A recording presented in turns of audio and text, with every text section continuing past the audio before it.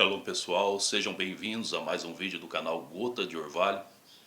E hoje temos uma palavra abençoada para sua vida. O texto se encontra em Marcos capítulo 10 e o verso 17.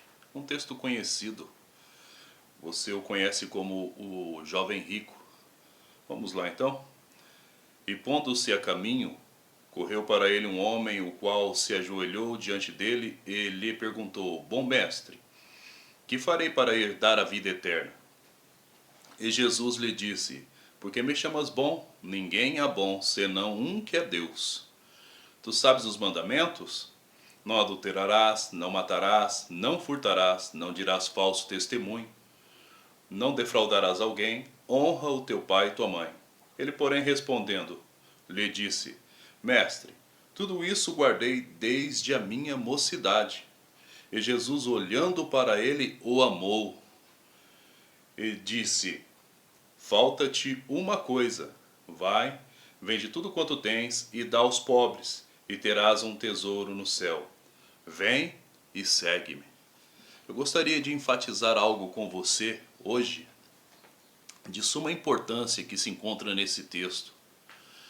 Esse homem, ele era um guardador da palavra de Deus, ele guardava os mandamentos desde a sua juventude. Porém, por ser um homem de posses, de abastado, vivia para manter a sua riqueza e até mesmo para angariar mais riquezas. Nenhum problema quanto a isso, a não ser que você tenha um chamado de Deus específico para a tua vida, que era o caso desse jovem. Quando ele chega diante do Senhor e pergunta o que eu hei de fazer para herdar a vida eterna, o Senhor Jesus pergunta, conhece os mandamentos? Guardas os mandamentos? E ele, sim, tenho guardado desde a minha juventude. E o texto diz que o Senhor o amou. Isso ressalta algo muito sério aos meus olhos, que vai totalmente contrário à teologia que é apregoada hoje. Ora, tendo em vista que eu e você que estamos em Cristo Jesus somos justificados pela fé em nosso Senhor, e isso nos foi imputado como justiça, assim como Abraão, que foi justificado pela fé. Tendo em vista que não somos justificados pelas obras da lei. Se não somos justificados pelas obras da lei, isso já traz uma paz em nosso coração, porque pela fé estamos seguros. Agora fica aqui o restante do contexto. O restante do contexto é: aquele que guarda os meus mandamentos é o que me ama. Foi isso que o Senhor disse. Foi isso que o Senhor Jesus disse.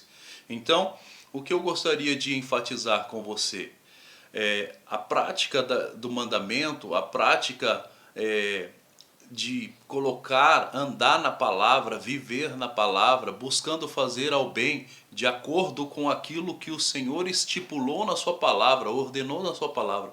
O texto mais específico diz assim: obras preparadas de antemão para que andássemos nela. Quais são essas obras? É as obras que está escrita na palavra de Deus, as obras que a doutrina diz que devemos andar.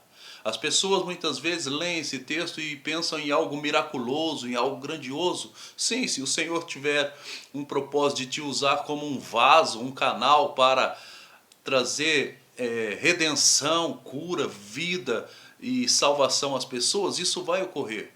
Agora, vamos descer um pouco o nível, vamos ficar no básico ali, na prática diária, do viver bem com o próximo, do amando ao próximo, do colocando as necessidades do próximo em primeiro lugar, do carregando as cargas uns dos outros, do buscando dar um bom testemunho diante dos homens e diante de Deus. E eu quero enfatizar aqui que dar testemunho não significa buscar a aprovação. A aprovação nós buscamos a de Deus, diante dos homens nós damos um bom testemunho.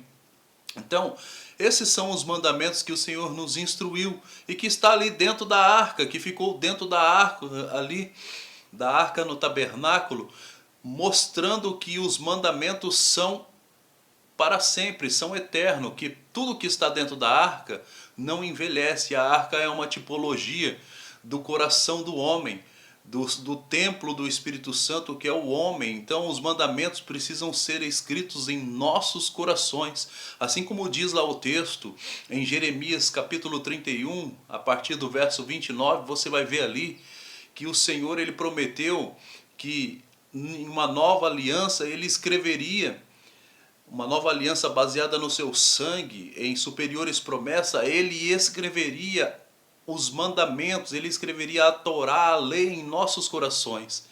Nunca foi profetizado ou apontado por nenhum profeta ou apóstolo que o Senhor ele destruiu a lei. De maneira nenhuma. Isso foi um engodo de Satanás que adentrou no primeiro século da igreja, quando houve uma ruptura. Houve uma ruptura onde os crentes gregos começaram a migrar, começaram a se distanciar de Jerusalém. E tudo aquilo que tinha uma característica judaica começou a ser considerado como herege, como paganismo. Houve essa ruptura. E por causa dessa ruptura, entrou muitos enganos no corpo de Cristo, com heresias, doutrinas de demônios, e isso fez com que a igreja se apostatasse da fé. Mas voltando aqui ao contexto. O Senhor amou aquele jovem. Porém, faltava-lhe uma coisa. É lógico que falta, porque a simples guarda dos mandamentos não são o suficiente, porque os mandamentos, a Torá, a doutrina, não foi dada para salvar o homem, mas foi dada para apontar aquele que salvaria. Então faltava uma coisa, por isso Jesus disse, vai e vende tudo que tem, porque isto é uma pedra de tropeço, e me segue. Mas vai e vende o que tens, dá aos pobres e terás um tesouro no céu, falando de galardão. Mas para ele receber esse galardão, ele primeiro tinha que receber o Senhor e seguir ao Senhor. E foi o caso que ele não fez, porque a sua riqueza era muita e o seu coração estava nas coisas deste mundo, estava nas coisas da terra. E no caso dele especificamente, isso era uma pedra de tropeço.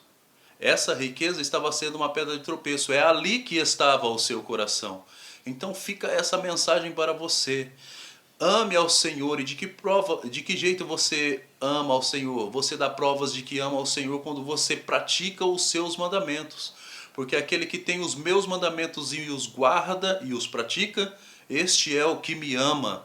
Né? Então nós precisamos compreender isso. Há uma forma de amar ao Senhor, praticando a verdade, praticando a justiça.